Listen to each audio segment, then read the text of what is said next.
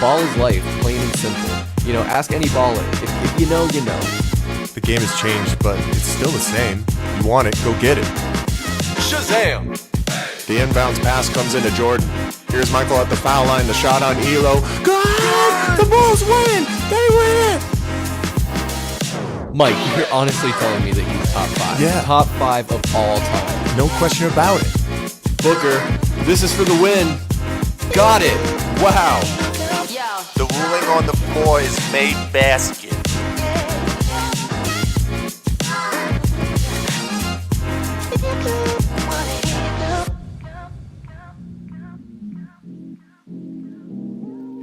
One thing's for sure. Over at Valley Sports Plug, you're never going to catch us slipping.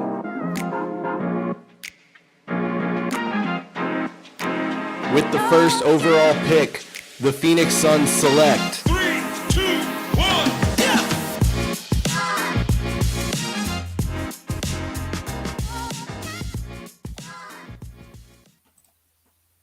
Welcome to Pass the Outlet, episode 8. I'm your co-host, Michael Benjamin, joined as always by my wingman, Chris Patrick. Chris, how you doing tonight, man? Doing great, Mike. How are you, sir? I'm doing incredible, especially as a Suns fan. As most of you already know the news, Kevin Durant has found his way to the Valley. We're going to get into it tonight. But first and foremost, we appreciate everybody who's joining us. Make sure that you follow us at AZ_VSP on Instagram, Twitter, and TikTok. You can find us on Facebook at Valley Sports Plug. And obviously here on YouTube, where you're watching right now, make sure you like and subscribe.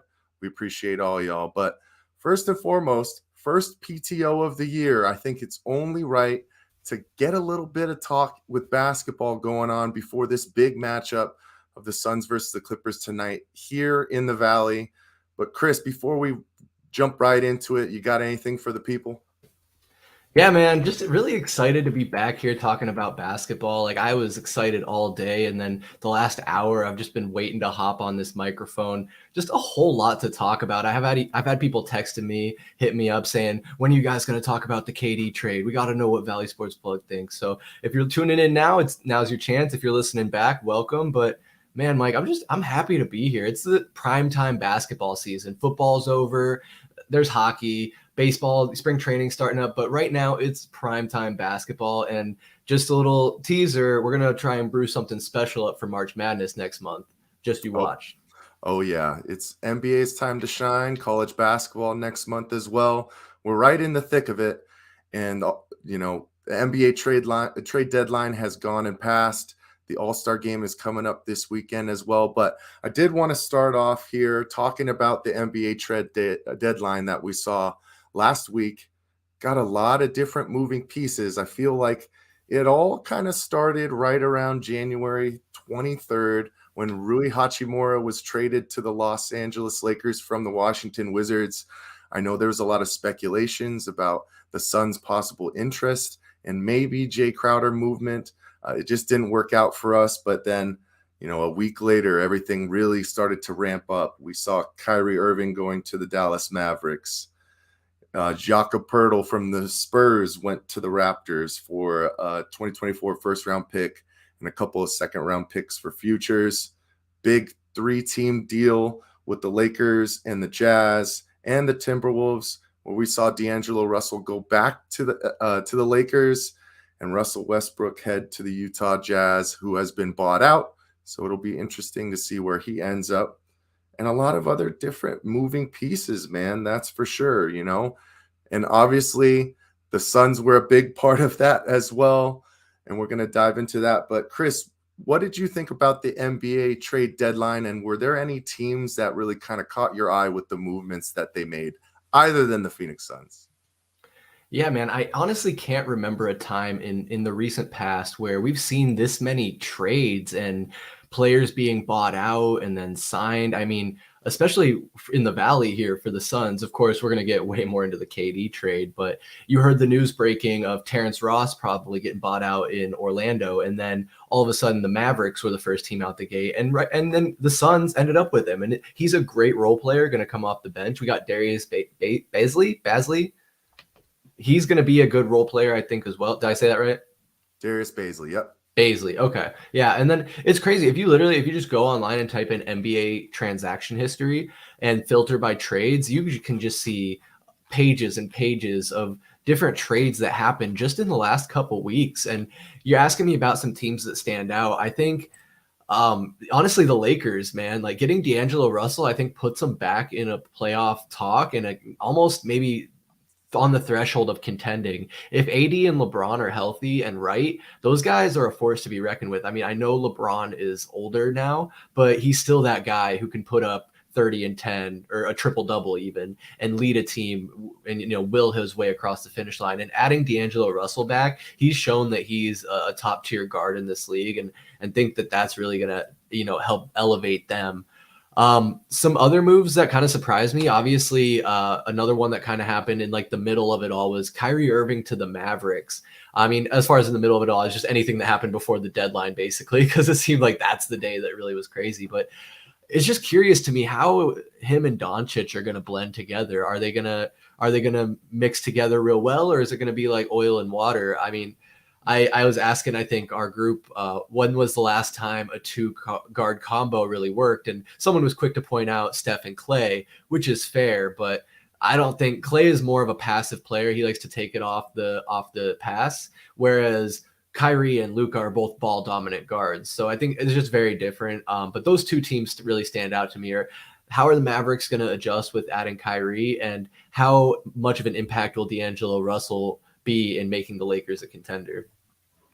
I love the move for LA, bringing back Russell. I think he's going to be a key component for a playoff push for them. He can put it in the basket, but he's going to know his role is to kind of be that third guy.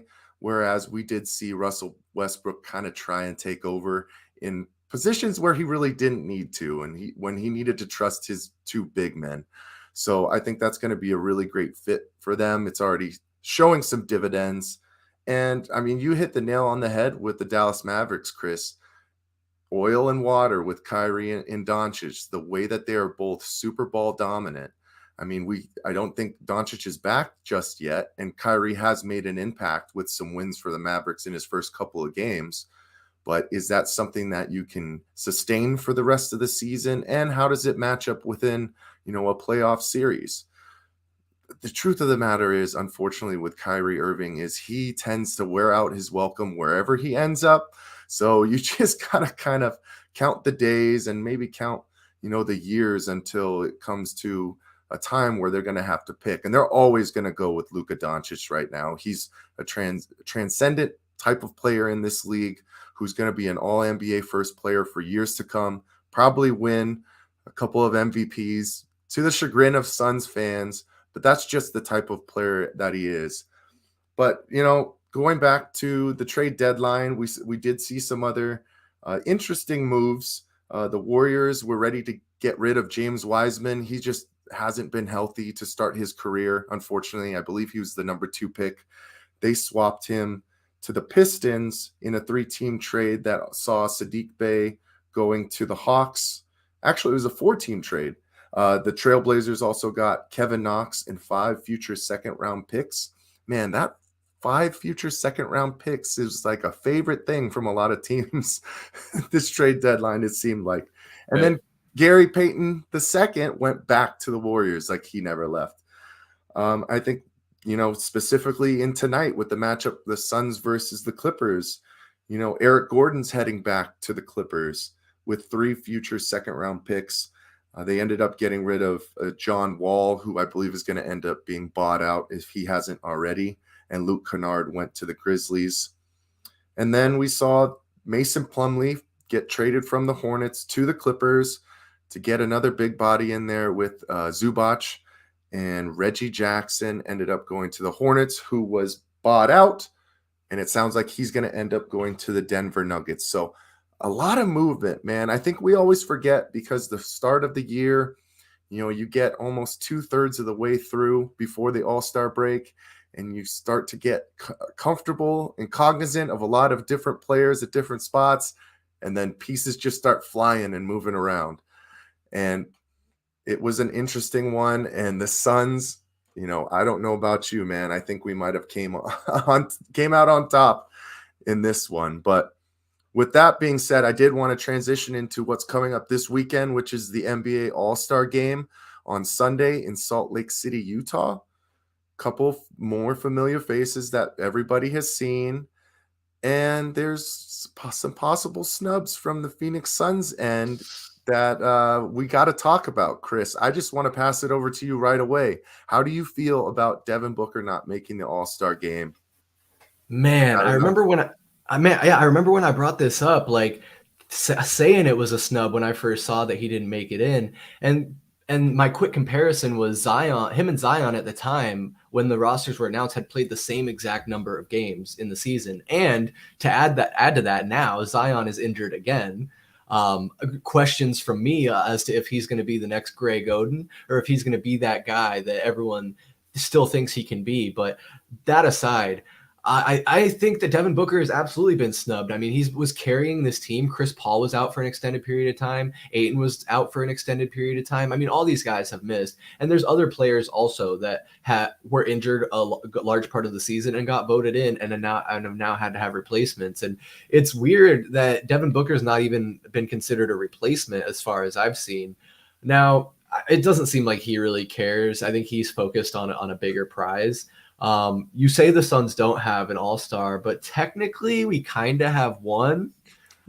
He's an East all-star, though. Do they still consider it East-West as far as the voting goes? The voting, it goes that way, but now they have, the two captains. And this year they're actually going to do the draft right before the game, where they used to have it, I think, on normally the Thursday night TNT matchups. They would do the draft for both of them. So it's going to be Team LeBron versus Team Giannis, and they're going to do the draft right before the game. That's going to be cool. Kind of like pickup game style. See whose feelings are hurt when they get picked last. Those guys got to feel some type of way. But, I mean, normally it kind of ends up to those reserve guys who are taking spots. They're the ones who kind of end up lower on the totem pole. I know that Pascal Siakam got the nod, I believe. Oh my goodness, who else are we seeing in here? Some guys who did make the team. Lauri Markkanen, he's going to swap into the starting lineup for Zion Williamson. And, there's a lot of familiar faces that we've been seeing here. Obviously, Kyrie Irving, Donovan Mitchell, Jason Tatum, Nikola Jokic, Stephen Curry, Doncic.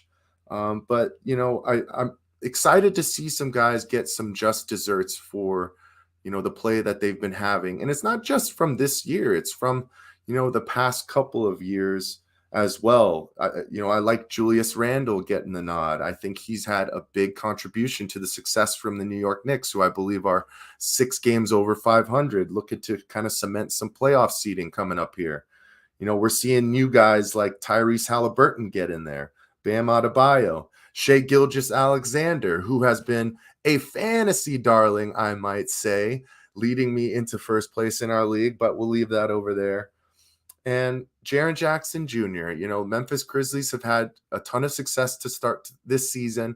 And when you see that success, you get rewarded. So I'm very happy with the list that we have right here, except not having Devin Booker. Well, of course. And I think it's interesting looking at this list, and this is from NBA.com, their official website and everything for the All-Star game. The starters here, you go down the list, Steph Curry injured. Luka, I think he might be healthy now and playing, but I don't know if he's going to play in the All-Star game. Kevin Durant, technically injured, not going to play in the All-Star game. Zion Williamson, also injured, not going to be in the All-Star game. So that's already 3-4 of the starters. I'm curious how that's going to work when it comes down to the draft. I'm sure it has an easy explanation. I just don't know, but it is kind of cool. You're right, Mike, seeing like the changing of the guard almost. I mean, like you said, Shea has just been killing it stats-wise. Yeah, the Thunder aren't getting all the dubs, but even guys like Domantas Sabonis, I know he's not a young guy, but Lauri Markkanen having an absolute resurgence there in Utah, and so he's gonna stay at home in Utah for the All-Star game. Seems like a little bit of a weird venue, but hey, spread the love around. Let every city get a chance. And I mean, you were just out in Utah recently, right, Mike? I was out in Sundance, so pretty cool.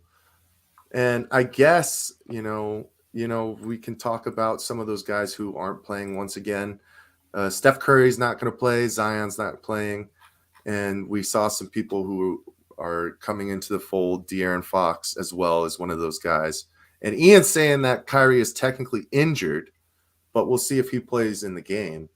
But man, I'm just excited to see the best players get on the floor and do some crazy things that you don't get to see in every NBA game because, guys start to tighten up when it comes down to winning time. And that's kind of one of the cooler things that's happened the past couple of years as well with the ruling in, the fourth quarter. It's whatever team is winning plus 24 in honor of Kobe Bryant. And guys really start to tighten up in the All-Star game to see if you can get that final bucket and maybe cement an MVP for you because those things go down in history, man. That's for sure. Oh yeah, without a doubt. And while we're talking about snubs and the All-Star weekend, I wanted to show you and talk about this. It's the Starry 3-point contest, which is going to happen on Saturday night. And let me tell you, Starry is one of my new favorite sodas. For anybody who doesn't know, Starry is just Pepsi's rebranding of Sierra Mist. So it's comparable to Sprite. It's very good. I've tried it, but it basically just tastes like Sierra Mist. That aside, you see this pool here. You got Tyrese Halliburton, Tyler Hero, Buddy Hield, Kevin Herter. Jason Tatum in the 3-point contest was kind of a weird one to me. And Fernie Simmons, Lauri Markkanen, like we mentioned, and Dame Dalla. The snub here is that I was seeing some people say that Damian Lee should have gotten a nod for this 3-point contest. He's been knocking down like 2, 3, 4 3-pointers every time he gets in the game. Mike, are you thinking that's a snub and Suns deserve some more representation here? Is it a snub? I mean, the guy was leading the league in 3-point percentage for a majority of the season. And we've already seen an injury replacement to this list. Anthony Simons is hurt. So they gave the nod to Julius Randle. I can't believe this, man. I mean, one thing that somebody had brought up, which I kind of agree to, is if somebody's already in the All-Star game, why don't you leave these other events open for other guys so they can go be a part of the weekend, kind of step up on a national stage and showcase their skills. I mean, you can talk about what thresholds you have to meet and criterias, amount of shots taken, amount of shots made. But all we saw to start this season was Damian Lee lead the league in 3-point field goal percentage. And it was basically just a 2-game stretch that took him out of that top spot. So it can go back to the same reasonings and disappointment that we had last year with Cam Johnson not making the 3-point contest. But it is what it is at this point. Man, Chris, we got some bigger fish to fry. So if he can stay healthy and just come back firing for the second half of the season, I'm okay with it. No, that's fair. And that's what's most important. I don't care about any All-Star weekend shenanigans. You want people to stay healthy. I don't think the 3-point contest is going to get them hurt, but sometimes people, I mean, shooting in that like setting, it can throw some guys off. You never know. But another, when we're talking about All-Star Saturday night, of course, everyone remembers growing up how spectacular the slam dunk contest was and everybody looking forward to it. Again, stars coming out to shine. But Mike, I don't know if you've seen the participant group for this year's slam dunk contest. I have one word. I have one word to describe this list. Who? How did I know that was the route that you were going? Obviously, I know who Kenyon Martin Jr.'s dad is. I didn't even know he was in the league, to be honest. I know Mac McClung because he's kind of a meme. He's a white boy that can ball. Any white boy who can ball gets some notoriety. Never heard of Trey Murphy or Jericho Sims in my entire life. I could not agree more, Ian. Yeah, me and Mike had the same idea there. Absolute dog water. This is just embarrassing for the NBA. One more comment, Mike. I am pissed LeBron never did a slam dunk contest. It's obviously way too late now, but had to get off that off my chest. What do you make of this debacle? It can go into some of the things that we were touching on in regards to kind of the changing of the guard. Specifically for 3 of those guys, Kenyon Martin, Mac McClung, and Jericho Sims. I think more so Kenyon and Mac, they had a big social media presence while they were in high school, known for high flying, known for making some highlight plays. And that's kind of started to transition into giving them these opportunities. Jericho Sims is just a freak athlete. He's a huge guy. I think he's almost 7 foot, out of Texas. He's a guy who can get his entire head above the rim. So I'd be interested to see what he can do. It's always kind of a crapshoot when it comes to those big guys trying to be in the dunk competition. But then Trey Murphy, he's kind of just been a good role player for the Pelicans. I didn't think of him as a high flyer. I just thought of him as, a good guy that fits their scheme and has been helping them to success this year. So the unfortunate thing with the slam dunk contest is there's some limitations in regards to what you can do. And, we're getting to the point where these guys got to really get creative to show something new on this stage. And, that's why they're going to give it to some of these new guys who maybe can get up a little bit higher than others. It is funny, though. Mac McClung, I don't even think he technically plays on an NBA roster right now. I think he has a 2-way contract with the Philadelphia 76ers, but he's been in the G League primarily, most of this season and, primarily in his career as well. But we're starting to see that in, those Rising Stars games as well. They're starting to include some guys from Team Ignite. So we'll see, man. But I'll take a look at it this year. I'll take a look at it. I just had to look it up real quick. You're absolutely right about McClung. That's why in that image, he's actually wearing a Blue Coats jersey, is because that's the G League affiliate for the 76ers, I would imagine. Yeah, look at him right there in the Blue Coats jersey. Everyone else is wearing their NBA uniform. That's kind of disrespectful. If he's on a 2-way contract, they couldn't at least slap a Sixers jersey on him. Like, poor guy. But I mean, last thing I'll say about the dunk contest. I mean, I get these guys are probably spectacular athletes, great dunkers, but it just reminds me of when Derrick Jones Jr. was in the dunk contest. I mean, again, airplane mode, flashy dunker, but is he going to put asses in seats? I just don't know. Yeah, we'll see. I mean, he, like I said, he does have that notoriety, kind of going back to the time with Zion as well. He was one of those guys who was always on Overtime, on all of those kind of social media platforms that were getting reposted, and gained a pretty decent notoriety going into college. He's kind of an undersized guy. He's an okay shooter. He's just going to be one of those guys who will, mess around in a backup role for, how long his career is. I don't know, maybe 7 to 8 years, and then maybe go overseas. But give him a chance. And we'll see. But I'm going to be tuning in this weekend. Chris, what about you? Yeah, I'm going to definitely try and catch some of it. I mean, if not, at least see the highlights. If you will allow, I want to talk about just one other event that's going to be happening this weekend at the All-Star game and all the festivities, and that's the celebrity game. These are always fun rosters to kind of look at. I mean, you see Corday, Diamond DeShields, Phoenix Mercury, All-Star, Calvin Johnson, Megatron, Ozuna. I think he's a rapper. Dwayne Wade. How is Dwayne Wade supposed to be? Is he a coach or is he a celebrity? I don't get that. DK Metcalf. I believe Dwayne Wade is supposed to be the coach, but Team Wade. I wouldn't be surprised if they let him go out there and try and put on a show a little bit. He's gonna Jackie Moon it. Yeah, okay, you're right, because Ryan Smith there, honorary captain. So maybe he won't play. Who knows? But looking at these two rosters, Mike, who do you think is going to come out on top? That's all I want to know. Ooh, I got it. I mean, there's some familiar names who I believe have played in this game a couple of times. Simu Lee, Hassan Minaj has played in it before.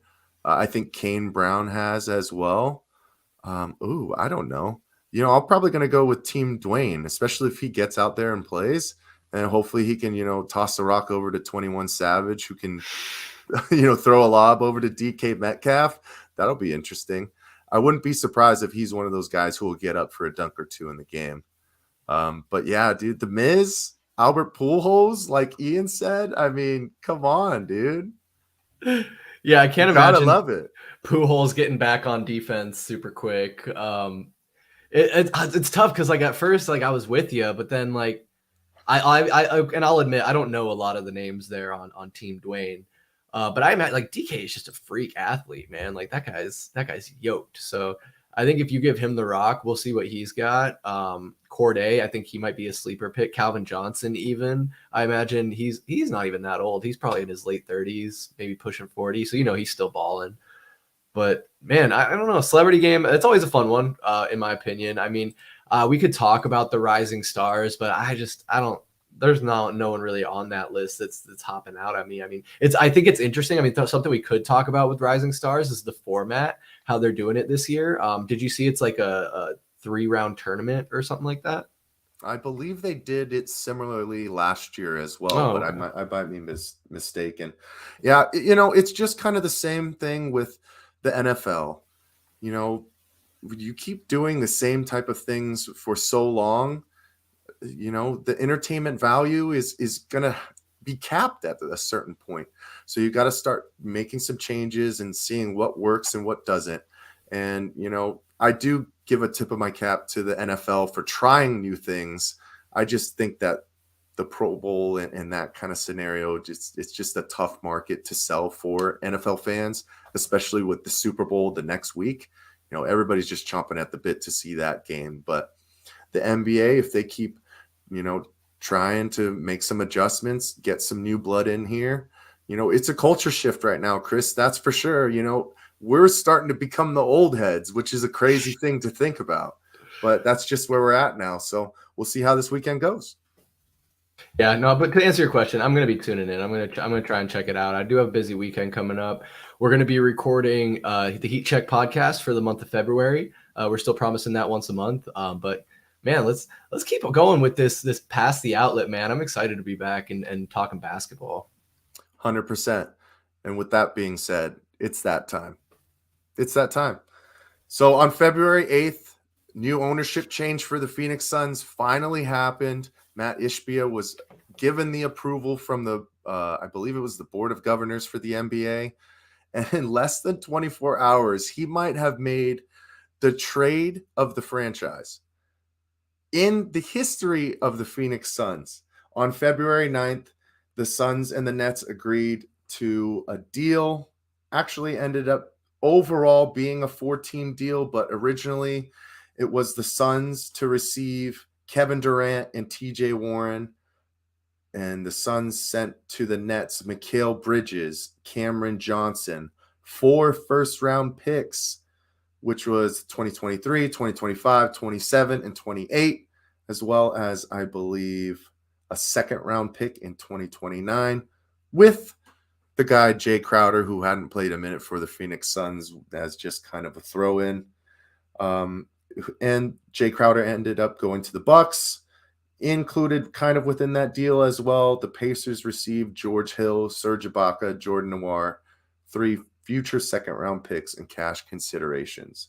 So, Chris, right off the bat, how you feeling, man? How you feeling? I'm feeling good, but I'm feeling weird, Mike. I mean, I just don't think it's really settled in yet. I have a lot of mixed emotions. I mean, how could you not be, stoked to have one of the best, if not the best player in the world right now on your team? Part of me, I don't want to say I feel hypocritical, but I remember when Kevin Durant went from the Thunder to the Warriors, I was very critical about him joining that team of very talented players. But and now that I'm talking about it out loud, I think it's a little bit different because the Warriors had already reached the mountaintop. They had already won a championship when he joined that roster.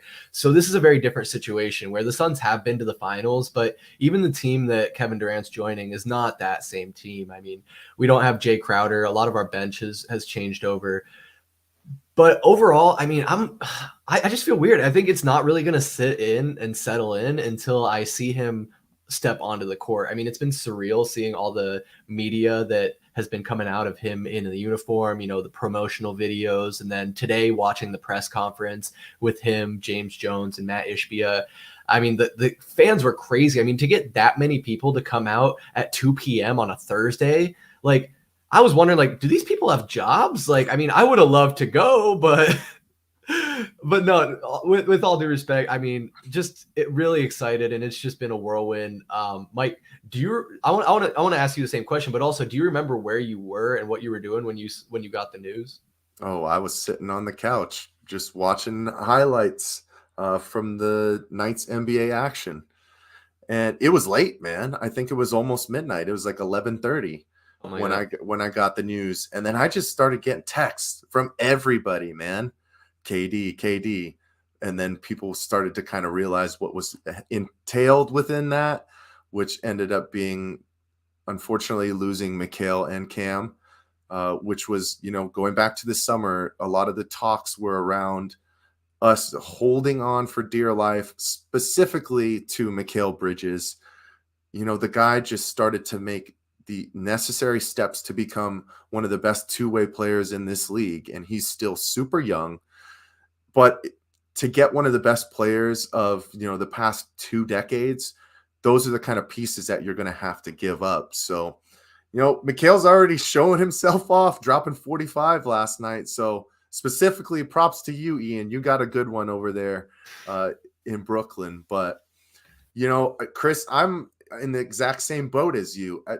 From all the talk that we've done about it and all the hope that I always had for it to finally come to fruition, I felt like I was still mentally drained. And it took me back to 4 months ago after all the hoopla and all the chatter that we had to go through to it finally coming to the point where it didn't look like anything would happen, at least until the trade deadline.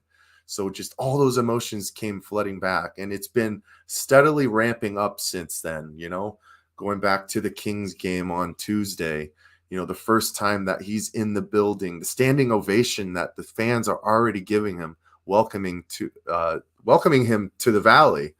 And then for them to do an open press conference, to have fans there to just give him more adoration was something to behold. I haven't gone back and watched the replay yet because I was driving for work earlier. So I was listening to it on 98.7, and it was every question there was claps, every answer there was claps, every just kind of 2 sentences it seemed like people were shouting out his name. And then I did like when they asked him about his time in Brooklyn, and everybody started booing.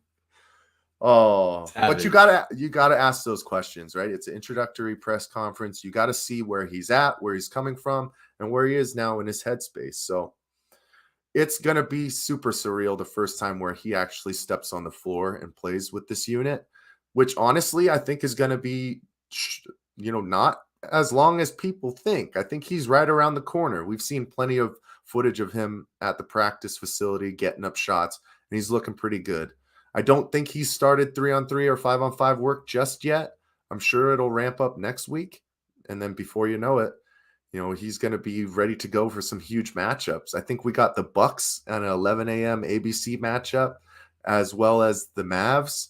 And I'm sure he's going to be ready to go by then. So to get him into the fold for some of those high-profile matchups is going to be just crazy. But yeah, Chris, I did want to pass it back over to you really quick. One of the, I think, unspoken people that came back in this trade was TJ Warren.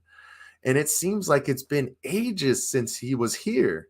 Can you pull up that roster that last time that he was on the Suns and just kind of see what turnover this team has really seen within the past 5 years of him being gone? Yeah, I should have been ready with this, but yeah, it was crazy. Looking back on when the last time TJ Warren was on this roster before we let him go to the Pacers, and it's crazy to think that. To name some of these names, yeah, actually, let me just pull it up because I think this is the right roster. It was 2018, and then the offseason in 2019 is when we, sent him over to the Pacers. Let me just double check, make sure I'm on the right year. But while I'm pulling this up, I did want to just say about the press conference. I was able to watch it. It was a little weird, a little bit of a weird format overall. And Kevin Durant, it was weird. It was I keep saying weird. I'm sorry, but that's all I can describe it as. He looked equally uncomfortable and cocky at the same time. as at the same time as he's saying, I'm just ready to here to work hard. There's more work to do. He was also saying, and I quote, "I'm one of the best players to ever play the game," which, like I said, is not a lie. That's the truth. So is that confidence or cockiness? I mean, you kind of ride that line, but most of the questions asked at that press conference were pretty good. I think Ishbia, I really like him as an owner. He's a real, professional guy, and making this splash to get Kevin Durant already and pulling the trigger is just incredible. Of course, we're going to miss Mikal Bridges, who was on this roster and played with Tony Warren last time he was here in the Valley. But some other names you see here that were also in the Valley. Do you remember Jimmer Fredette being on this roster? Oh, yeah. Or how can you forget Jimmer What Fredette? about Tyson Chandler? Mm-hmm. And a lot of people don't know. Before there was Steph Curry and Klay Thompson range, there was Jimmer range back at his time at BYU. And so I personally, not to get nostalgic, but I personally was kind of stoked that Jimmer got another chance here after his stint with the Shanghai Sharks. I think so. I think it was after that anyway. But for whatever reason, his game just never translated to the NBA. He fizzled out. I mean, just look at this, going down this list. Who is still on this team? DeAndre Ayton, Devin Booker, and that's it. Now TJ Warren's back, but it's even crazy like this. You may be wondering, you may be saying, Chris, that's a lot of players. That's more than you're allowed to have on an NBA roster at any given time. And you'd be absolutely right, because that's just how many players we had to rotate in and out as we signed guys to 10-day contracts, as people got injured and dropped and just didn't work out. I mean, thinking about, I'm just guessing off the top of my head, but the players that probably finished this season on the team were Trevor Ariza, DeAndre and Dragon Bender, Devin Booker, Mikal Bridges, obviously. Tyson Chandler probably finished the season injured, washed out. Rashawn Holmes, Jimmer, Josh Jackson. Is he even in the league anymore? I mean, we drafted him so early when we could have had De'Aaron Fox, Mike. And I wrote it down here, and I don't want to go back too far. This was at the beginning of when we were talking about the offseason and the trades and how Kyrie and Doncic won't really mix together. I think the thing is Devin Booker and Luka Doncic wouldn't have mixed either. We talk about the two ball dominant guards, so we can kick ourselves for not drafting him over DeAndre Ayton, but I just kind of want to put that to bed. I just don't think that Booker and Doncic would have really blended well. But that aside, this roster, just dog shit. I mean, or like Ian said, dog water, probably the more PG term. No, and yeah, Jimmer wasn't on the Suns long.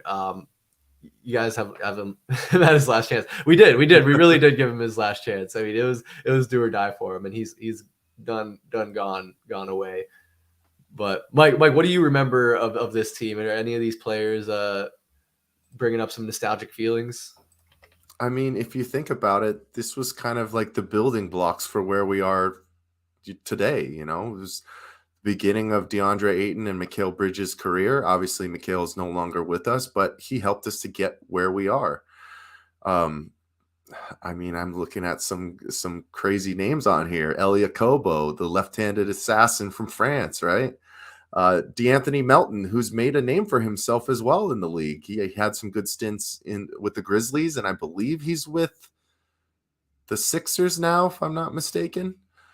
But I mean, Jamal Crawford, towards the end of his career, trying to be kind of a veteran presence for these guys. Same with Tyson Chandler. He was towards the end. But we just had too many hit and misses on this team. Dragan Bender, Josh Jackson, even Tyler Johnson, after he signed that big contract with Miami and we traded for him, it just didn't pan out. And, sometimes you have to go through the struggles to find yourself on the other side of greatness. So that's one person who can definitely say that is Devin Booker. That's for sure. He writes it on his shoes every night. Yep. Yeah, that's a great point. I mean, to talk about Devin Booker, I was thinking about this. I couldn't find the exact quote. I wanted to bring it to the table, but it was basically the quote where Devin Booker said he doesn't want to go to make a super team. He wants the super team to come to him. And man, it sure seems like he accomplished that. And almost I'm kind of getting that feeling like Devin Booker could be a Suns lifer. Like maybe he will spend his whole career here. Now, especially now that you have Ishbia as the owner for the foreseeable future, and James Jones is a pretty young guy. I don't think he's going anywhere. That's another thing I noticed in the press conference, Mike. I forgot James Jones is 6'8". That's a tall dude. And so at the end, when they were standing up and shaking hands, and you see a little 5'10" Matt Ishbia next to 7-foot Kevin Durant and 6'8" James Jones, I'm like, shit. I only ever really see James Jones sitting down or standing behind a podium anymore. So you just don't really appreciate. I mean, it's just insane how big these NBA players are. That's the whole side thing. But Hey, we're still going to give Matt Ishbia some props. He won a national championship at Michigan State. there you The go. truth of the matter, the fact now is, Chris, is there's a lot of winning in that leadership, right? Matt Ishbia did it at the highest stage in college, and James Jones did it multiple times in the NBA. I can't believe the man Matt Ishbia stepped in less than 24 hours, started to change the national presence that's going to come with this team. You know, a lot of things that we talk about as Suns fans is, oh, we don't get the national recognition or we don't get the love. I'm telling you, Suns fans, if you didn't think you got it back then, just be prepared to always be talked about, whether it's good or bad. So those things, right? When you harness a group together, that you set expectations, and it's either got to go to the highest level or you're going to get ridiculed for the decisions that you make, because at the end of the day, we did give up some draft capital, but you set yourself up for better free agents, more veteran presence who want to come here and play for veterans minimum to try and make a push for an NBA championship. You just really, the bubble started the culture change for the Suns, along with Monty Williams and those young core of guys, where Devin Booker started to cement himself as a superstar within this league. And now we have one of the top, 15, 20 best players of all time joining this core unit. And the expectations are real. That's for sure. And with that being said, I think we got to take a look at some clips from this new core four that we have, right? Chris Paul, Devin Booker, DeAndre Ayton, and now Kevin Durant. So Chris, if you could pull that up, it's gonna be interesting to see what happens. And this goes back to kind of the stuff that we were talking about to start the year in regards to what guys need to take next steps and where guys might need to fall back a little bit for this team to take the next step. Because last year we won that first round matchup against the New Orleans Pelicans with huge performances by Chris Paul, but with his eventual injury in the second round, we just fell flat and we could never get guys to step up, and specifically in that game 7. But Chris, if you just kind of want to roll it here for a little bit, obviously to start off, Kevin Durant, he's a high-level scorer from wherever you can go, right? He's a great three-point shooter. He's one of the best mid-range shooters in the game, and he can attack the basket. Devin Booker is starting to become one of the better mid-range shooters, if not one of the top 3 in this league as well. And those guys are going to be able to create for themselves and get you a bucket in crunch time when you really need it, right? Mm-hmm. And one of these main guys, Chris Paul, that we were talking about, is going to start to become that third, maybe fourth option. Give him his mid-range games. You're not going to have to count on him as much in the scoring department. He's going to be able to get guys involved. And then you got the cherry on top, Mr. DeAndre Ayton. For him, it's all about energy, man. It's all about energy. So, Chris, let's roll it back to the top and let me know what you're seeing here. Yeah, man. And just maybe working from the back to the front, the one guy I do worry about is DeAndre Ayton, maybe getting a little bit lost in the mix here, struggling to find his place with Kevin Durant coming in and easily going to take over a lot of the scoring load. You're going to look for him and Booker to each put up 20 plus each night. I think I'm going to play this back one more time. One thing that is just ridiculous about Kevin Durant is his length, man. Like, he's a 7-footer standing up, but then his wingspan is like something like 7'6" or something like that. Just an absolute alien. And then, like you said, highlighting Devin Booker here, you see his ability to extend plays, the beautiful pump fake there, beautiful jump shot. You can't ask for anything more. Chris Paul, what did he put up? 19 assists the other night? I expect that we're only going to see more of that, as he just, how can you not, when you have Devin Booker and Devin Booker and Kevin Durant, excuse me, two of the best shooters in the league now on the same team. I mean, when you talk about super teams, this is it, man. I mean, say what you will about DeAndre Ayton. I think it could go one of two ways. He's either going to get lost and kind of have to reevaluate and find his place, or he's just going to keep rolling. And this is just going to become a crazy offensive machine where I hope that, the defense is still there. Kevin Durant is also a pretty good defender. I was talking to Matt, my brother, who sometimes hops on these streams with us, and he was expressing some concerns about DeAndre Ayton's rebounding ability. And I share that concern. I mean, he does a lot of time watching the ball instead of going after it, and also not being as aggressive in the post still at times. But you see him here finding the lane, keeping his eye on the ball, and finishing strong. So really excited for what this group's going to be able to do. But it's also just very curious how it's all going to, blend together. But I also have to say, I like how the bench is looking. That was a concern of mine earlier in the season, but with the additions of Terrence Ross and now the way that Torrey Craig and Josh Okogie are playing, things are looking up. Yeah. Oh, 100%. I mean, you also forget about TJ Warren. I mean, he's an official bucket getter off of that second unit. Bubble Mike. And you forget about 44% three-point shooter Damian Lee. I mean, there's from where we started to where we are now, it really is just kind of a shock. But Chris, I did want to kind of roll back up to the top here again, and I might instruct you to come back a little bit more as I want to dive into these plays just a little bit. But go back to KD here. One of the things that we saw for this Phoenix Suns team to struggle while our injuries were out was just a necessary ball handler. With Cam Payne and Chris Paul both out, I remember one of those games we were struggling to get past half court, and it's just something that you don't see from NBA teams. And now you're talking about a guy who's basically 6'11", who can create as a wing, almost like a two guard, and dribble and get to his spots wherever he is and attack and go up against a 7-footer like Miles Turner. I mean, I just can't wait to see kind of the defensive mismatches that come across from these guys attacking and getting to their spots.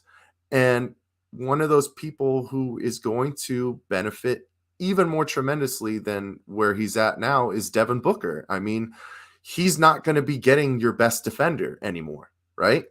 They're going to have to match length with length in regards to KD, but, say the way that we would put Mikal Bridges on a Luka Doncic or, whatever other best guy, De'Aaron Fox, some of these like high profile scorers, they're going to have to put him on KD. So then who's going to guard Devin Booker, who's becoming one of the best ball handlers in the league and shot creators that we've seen in the past 5 years?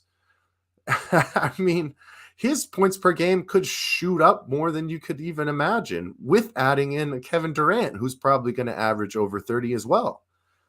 But the most exciting piece about this, Chris, to me, is Chris Paul getting the load taken off of him.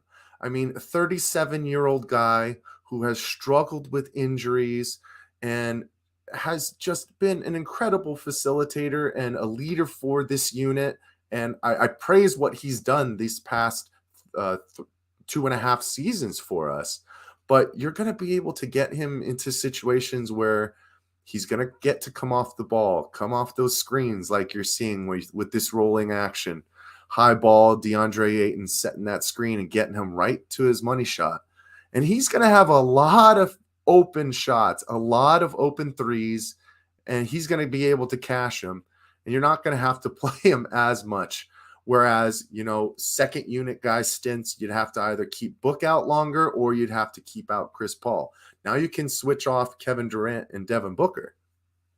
And then the last guy who I just pray for his sake continues his enormous boost that he's had over the past, I'd say 2 months, is DeAndre Ayton. I mean, I got to go back to what I said earlier. It's energy for him, right? It's energy and effort. You see here, the strip comes right off from the pressure that Mikal Bridges and Chris Paul is, and he just hits the gas. And when he hits the gas, you got to reward the big fella, because if he's seeing that reward at the end, he's going to bring it on the defensive end, which he's going to have to be a key anchor for us if we're going to make a title push.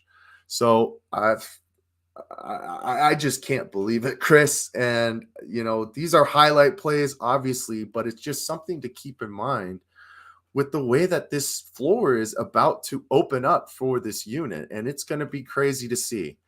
It's going to take some time, like we've always said. And I think our last recap, when we were talking about we finally got Devin Booker back after the month. It's going to take some time for these guys to get together, learn each other's games a little bit more. Even though KD and Book played on the USA circuit on the gold medal team in 2021, and I know KD played with Chris Paul as well, but give it some time and it's going to be scary. That's all I got to say. And you got to think that other teams feel the same way, and other fan bases. They look at this Suns team and they're pissed. It's not fair, right? How are you gonna pair up Devin Booker with Kevin Durant and then also have Chris Paul and DeAndre Ayton in the mix? I mean, the four of them are all-star potential without a doubt, and I'm even throwing DeAndre Ayton in that mix. I mean, Mike, you bring up a great point with Devin Booker always having the best defender on him, and now they can't not put their best defender on Kevin Durant. So what kind of world of opportunity is that going to open up for Devin Booker, man? I'm just chomping at the bit to see what this team is going to do when all of them are on the court. And if all of them can be healthy, there's absolutely no reason that we can make a deep run. But a lot of what we talked about, Mike, is going to tie into a lot of what I have prepared for us in this next segment, if you're ready to rock. I'm ready to go. It's Reddit Reacts time, man. Let's see what these crazy people are pulling up this time. Yes, sir. We are back here in 2023. For those of you who don't know, we like to do what we call Reddit Reacts, where we take a look at what's going on in the Suns subreddit. That's r/Suns. They are a wild bunch who like to kind of jump off the deep end from time to time. But believe me, I'm right there in the mix. There was a guy on there posting a meme a day until we got Kevin Durant. And I don't have it here in Reddit Reacts, but honorable mention, he posted his final meme as we have now gotten Kevin Durant. But yeah, Mike, let's take a quick look here. We're gonna do this pretty much in let's just start with this one right here. This is a good one. I think this is a reference to Mean Girls. But Suns rolling up to the buyout market like, get in, loser, we're going to win a championship. These are always my favorite ones where they tie it to movies. Hey, I mean, we kind of already saw it with the coaxing, you could say, of Terrence Ross. It sounded like he was going to the Mavericks, I believe you said, Chris, but He had a conversation with James Jones and was able to get him over here. I'm excited to see how he can fit into this second unit as well. He's a pretty decent three-point shooter. He's a little bit older. He's 32 years old, but he still has some prowess. He can get up and down the floor. He does kind of stick more towards those mid-range to three-point game, but if you give him an opportunity to get up as a high flyer, he still can. I mean, he's an NBA dunk contest champion for a reason. Yeah, no, absolutely. And Terrence Ross is another guy he kind of has that 3-level scorer potential. He's a bucket. He's a bucket off the bench, and guy I'm really excited to see. So adding him to the mix is just another layer that I didn't expect when it comes to this offseason and everything that's going on. But let's look at another one here, Mike. Let's see what we got here. Let's go do a little Mikal. We'll bounce around between Mikal. I love his new nickname. I don't know if you've seen this. It's Brooklyn Bridges. Chris, it's too soon, man. You're gonna make me shed a tear. Why you gotta do me like that? It has been so heartbreaking seeing Mikal and Cam just assimilate right into the Nets, and they seem like they're just loving life. I mean, those two guys, and I think that's what makes it hard, is like those two guys are just the heart. I don't want to say they're the heart and soul necessarily, but they just bring so much energy. Mikal has an infectious personality where like you can't not like the guy. I mean, he's a riot. He always has a smile on his face. He's always good for a good comment. It did break my heart a little bit though when I think it was his first post-game interview. He said Brooklyn feels like home. So that hurt a little bit, but I think he still secretly has quite a bit of love for the Valley. Oh, you know he does. He's just trying to assimilate with the crew out there in Brooklyn. I don't blame him. I mean, Mikal Bridges, he's just a Valley guy through and through. A guy who thought that he was going to go to the 76ers on draft day and stay home, but ended up coming out here for 4.5 years, made some great friends, and was a man of the people. I mean, you're talking about a guy who was at the Vine in Tempe one of the last days that it was open, singing karaoke with the folks. I mean, and Cam Johnson, another guy who was a homegrown guy who was drafted in the first round by this team, and built the culture and built this situation to where it is. So it's always going to be tough to lose guys like that. And we've had a relationship as fans with these guys for 4 to 5 years. It's always going to be a little bit tough. I know some of those guys who work with the Suns in the social media department and are some court attendants, especially my guys Jacob and Eric. I know they were torn up about it because they were on the floor with those guys, having interactions with them, and they just made going to work fun all the time. But you know what also is fun, man? Winning, and winning a lot. So I think we'll get over it fast. Yeah. And at the end of the day, that's what we're here to do, right? Is win championships. But I don't want anybody to lose hope, because the future, you never know what the future might hold. So we love Mikal, and he's scheduled to be an unrestricted free agent in 2026. The Suns are set to have over $100 million in cap space that year. And according to this user, undisclosed sources say that he has close relationships with players in that locker room. So can we see Mikal back in a Suns jersey? I'm sorry. I'm just laughing at that last line. Undisclosed sources say he has close relationships with players in that locker room. What do you mean? Of course he has close relationships with those players. He was playing with them for 5 years. What are you talking about? But anyways, I know Devin Booker made a comment about it in a press conference, basically about hopefully one day down the road we'll see him back here. So, if we continue to have the same kind of culture and winning and a core cohesive unit, exactly, Ian. That's what I'm saying. He was on the team. Of course, he has relationship with those guys. But if I know that we would welcome him back with open arms. So hey. One day, maybe in the future, Ian, you better take care of him out there in Brooklyn, man, or before you know it, he might be back. That's what I'm saying. Yeah, and I was gonna say that earlier in when we were talking about Kevin Durant. Is I'm really eager for our next roundtable when we might do that again in a couple weeks. It's great having Ian join us and share his Brooklyn perspective. So he'll be able to keep close tabs on Mikal for us. Like Mike said, hopefully he takes care of him. Cam was really growing on me. Cam Johnson came back from the injury. He was looking good. I was really hoping for him to take that next step, and I'm hoping for his sake and Ian's sake, I suppose, that he can do that in Brooklyn. But got a few more here for you, Mike, of Reddit reacts, some things that I saw on Reddit in the Phoenix Suns Reddit. And this one I think is just the epitome of what's been going on the last week. You got the bubble Suns 3 years ago, and then you have the Suns now. It says, we will officially be the most hated team in the league now with KD. Don't complain about it. Embrace it. I'm sure Ian can relate to that.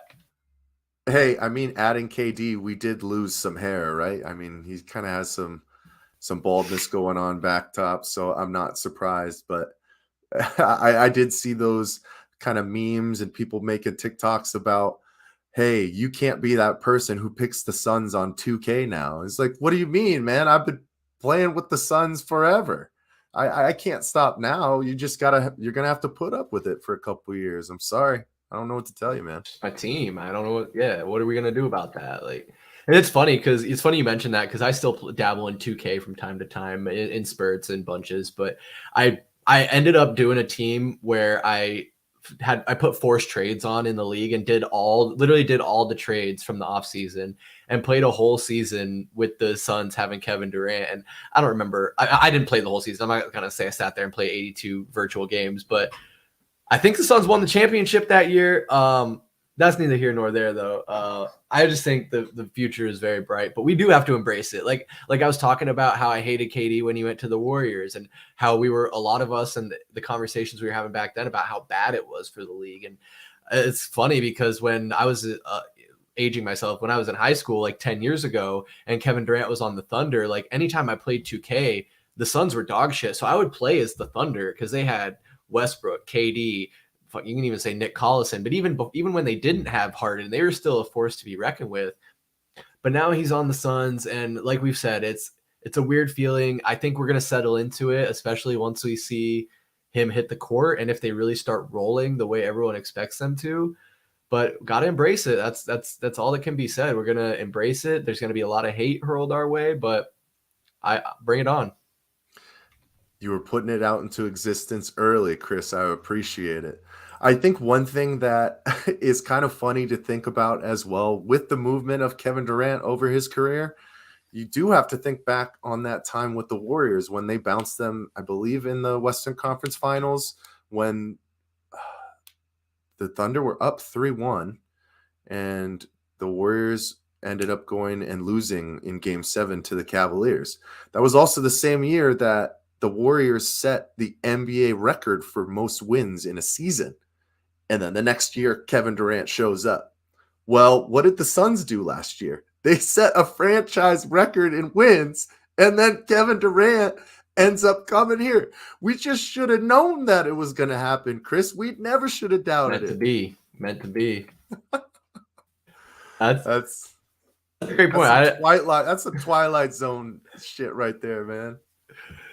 Man, it's funny because like I think you were mentioning earlier, like we've been tracking this for months and going all the way back to the summer of last year. And if anybody checked out the year in recap that we put together and put on YouTube, there's a super cut in there of us saying Kevin Durant, Kevin Durant, Kevin Durant. It was just hilarious. We couldn't keep his name out of our mouth. And I don't know about you, but personally, like I wrote it off as a possibility. I mean, I know the talks back then were, oh, maybe at the trade deadline, but I didn't see it, especially after everything that happened with DeAndre Ayton and his contract negotiations and his name kind of being swirled around. And we did say we didn't want to give up Mikal, but it happened and we're going to have to live with it. But the last one I wanted to show for Reddit Reacts before we close things out, the Waste Management Open was here last weekend. The Super Bowl was here last weekend.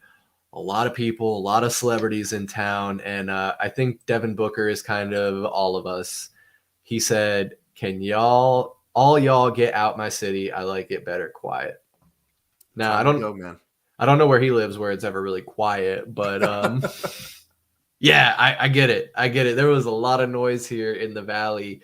But along this, Mike, like I just wanted to ask you, what was like your favorite thing from this past weekend, and or maybe a couple things that you really appreciated about having all these people and all this attention on the Valley? I have a love-hate relationship with that many people here, but it always is great to just kind of showcase everything we have. You know, we have great food, we have great entertainment. This is just the place to be, man. And I know last week was some pretty great weather for those people who were from out of town. You know, if they were from Philly, you know, I don't think you could beat it. But, you know, I did experience a couple of different things. I went to the NFL experience at the Phoenix Convention Center. That's always a pretty cool thing to go and check out because it only happens when the Super Bowl is in your city. And then I was actually at the 16th hole for Waste Management on Saturday. That was just a shit show in itself from the amount of people out there and just the craziness, but the vibes were immaculate. It was something to behold. That happens every year, so that's not really that different. It is always around NFL Super Bowl time. But for me, I'd probably say the coolest thing was the NFL experience because it's something that you just don't get to see all the time. And I know there was a lot of concerts going on. I think Davey went to go see Paramore. I mean, Ludacris was doing a show. Bree's friend Allie was there front row. There's just a lot of cool things happening. And Phoenix was the hub for a week, which is a cool thing to see. But now with Kevin Durant being here, man, The hottest ticket in town is that Phoenix Suns one, and we got some tickets maybe coming down the pipeline once again for everybody. So make sure you guys stay tuned. But I know the next tickets that I have, I'm going to keep on to. I'm going to be at that game. So sorry to the folks at home. Who could blame you? I mean, I can't wait to go to another Suns game, whether it's with you or whatever tickets I end up getting. I mean, we even saw VSP Tallman getting active on Twitter this week as he had some pretty close seats. He was on the sideline, I think about row 5 or 6, down there just behind the floor seats. And it's gonna be interesting, man. I mean, I'm like I said, I'm eager to get out to a Suns game. You got Kevin Durant and the other players, the stars we're talking about. Everything seems to be falling into line where if this team stays healthy, man, they are a force to be reckoned with. And that's going to be the key component at the end of the day, right? Keep these guys healthy. You don't have to go for the number 1 seed, right? You just got to make sure that these guys are ready to go for a playoff push. Chris, Cade, he's in Phoenix. I can't believe it. Do you have anything else to say to the people before we sign off, man? Honestly, I'm pretty much speechless, man. I'll say it again. I can't believe that Kevin Durant is a Phoenix Suns son. It still hasn't set in. Once he hits the court, I think probably shortly after the All-Star break, we're gonna see what this team, because we know what Kevin Durant's made of. We know what he can do, but how is he going to fit into this team? How is Monty going to coach him? Something he said when asked about it in the press conference today was how he was asked about playing alongside other superstars, because he has. I mean, James Harden, Russell Westbrook, James Harden again, Kyrie Irving, Steph Curry, Klay Thompson. I mean, he's been with these guys, and the one thing he said was it's all about the coaching. I mean, you look at Steve Kerr. I don't 100% remember who the coach was in OKC, but when he was successful, he felt like he had good coaches backing him up. I almost feel like that was a little bit of shade at Steve Nash and his time as the Nets head coach. But he seemed to, he didn't seem to really, from what I could take away, sway one way or the other on how he expects Monty to be as a coach. But they do have a little bit of history. Monty was on the staff in Oklahoma City, so there's already some rapport there. So I think it does come down to coaching a little bit, how his rotations are. I know I've been critical of Monty in the past, but I mean, when you have all these weapons in your tool belt, how are you going to fumble the bag? That's all I have, Mike. I mean, happy to be back here. 2023, we love Pass the Outlet so we can talk basketball, leave VSP Tallman on the bench, give him the week off. But I look forward to doing some more of these here in the new year. We love you, Tallman. Hey, it was only a matter of time. With the news that's come out and everything that's happened, we had to get Past the Outlet on the docket for y'all. We're going to have another live stream coming up next week. We'll have Heat Check Podcast, I believe, episode 14 coming at you next week as well. We're going to dive more into, obviously, Kevin Durant, Matt Ishbia, some items that happened today with previous owner Robert Sarver, and obviously the culture change that's happening with the Arizona Cardinals as well. Spring training coming up with the Arizona Diamondbacks. Just a lot of awesome stuff still happening in the Valley, even though Devin Booker told everybody to get the hell home. But with that being said, this was Pass the Outlet, episode 2. I'm your co-host, Mike Benjamin, joined as always by Chris Patrick. Make sure you follow us on our socials at AZ_VSP, Twitter, Instagram, TikTok, Valley Sports Plug on Facebook, and here on YouTube. Make sure you like and subscribe, share with a friend. We love y'all, man. And with that being said, have a good night and go Suns.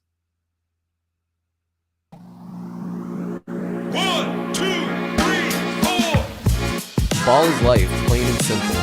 Ask any baller. If you know, you know. The game has changed, but it's still the same. You want it, go get it. Shazam! The inbounds pass comes into Jordan. Here's Michael at the foul line. The shot on Elo. Good! The Bulls win! They win it! Mike, you're honestly telling me that he's top 5. Yeah. Top 5 of all time. No question about it. Booker, this is for the win. Got it. Wow. The ruling on the floor is made basket.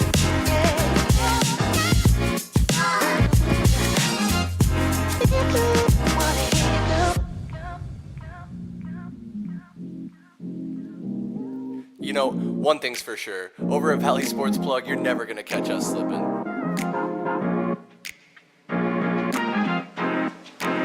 With the first overall pick, the Phoenix Suns select